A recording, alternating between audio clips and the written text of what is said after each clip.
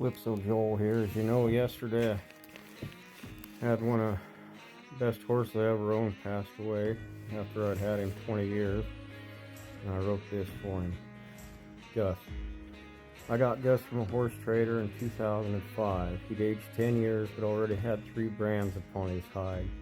Now I trusted that trader and took him home, that Grula Paint Mustang, for $2,000. His story was South Dakota, raised and bred.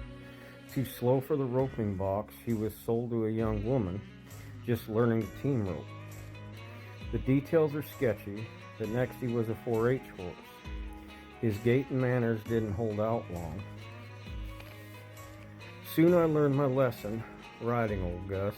He wasn't very fast, but he'd carry all day long as you went his pace and he felt like working that particular day.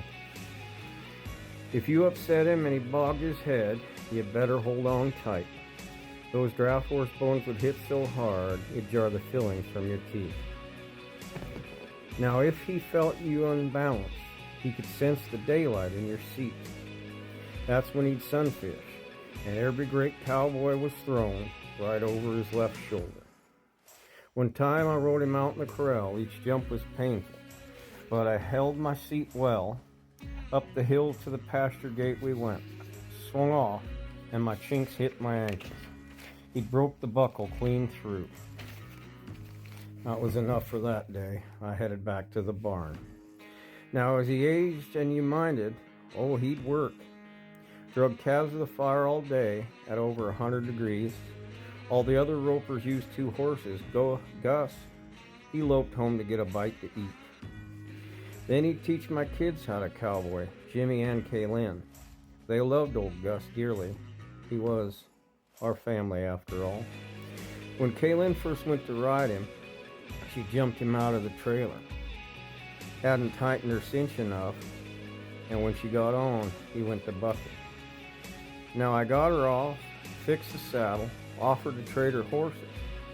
She insisted on riding him that day, the first time in the pasture. Now everybody knew the reputation of old Gus. They knew the damn good cowboys, the finest that he'd bucked. Don't get on him. Put him back in the trailer. Today's not the day. Kaylin, she got on him, and she rode him all day. That's where my daughter's legend started. That outlaw still remained, though, even after the kids had rode him for years. 3 years ago at Brandon, him a young 26, Kaylin was gone and he wouldn't line out for Jimmy, so I said, give me those reins. My 40-something body made 3 or 4 jumps in my daughter's small saddle. He sensed that daylight with a mighty sunfish, sent me over that left shoulder, fractured my eye socket as a reward. Until the end of his days, Gus was pampered, but only Kaylin's horse. Gus was born spring in '95, passed November 24th of '24. No finer cow pony was ever created, just on his own terms.